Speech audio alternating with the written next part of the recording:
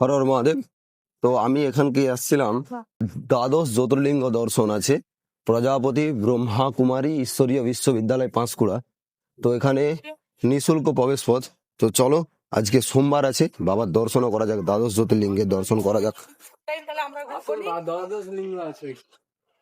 দ্বাদশ জ্যোতির্লিঙ্গ, হ্যাঁ, দ্বাদশ জ্যোতির্লিঙ্গ বসানো আছে আচ্ছা। আমাদের প্রজাপিতা ব্রহ্মা কুমারী ঈশ্বরীয় বিশ্ববিদ্যালয় থেকে। এটা এটা কোন বাবার ইয়েতে স্থাপন করা হয়েছে? প্রদর্শনী মানে স্টল, ওই যে রথ পথ হয়, হ্যাঁ সেই রথে বা অন্যান্য সময় যে আমাদের রাস্তায় প্রদর্শনী হয়, হ্যাঁ, সেই জন্য এটা এটা করা হয়েছে। এটা করা হয়েছে। আর আর বাকি দ্বাদশ জ্যোতির্লিঙ্গ এটা এটা হচ্ছে কেদারনাথ, বাবা কেদারনাথ, কেদারনাথ। বাবা কেদারনাথ। আর এটা এটা হচ্ছে যে সোমনাথ। বাবা সোমনাথ, কেদারনাথ সোমনাথ।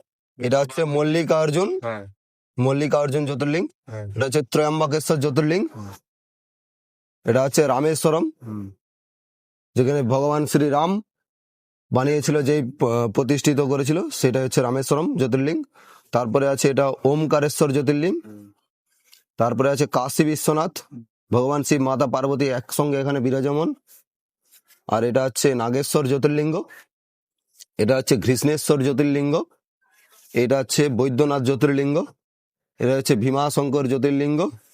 এটা হচ্ছে মহাকালেশ্বর উজ্জৈন, মহাকালেশ্বর মধ্যপ্রদেশে অবস্থিত। এটা মহাকালেশ্বর উজ্জৈন, তার ইয়েতে তৈরি করা হয়েছে। তো সবাই হর হর মহাদেব, নমঃ পার্বতীপতি হর হর মহা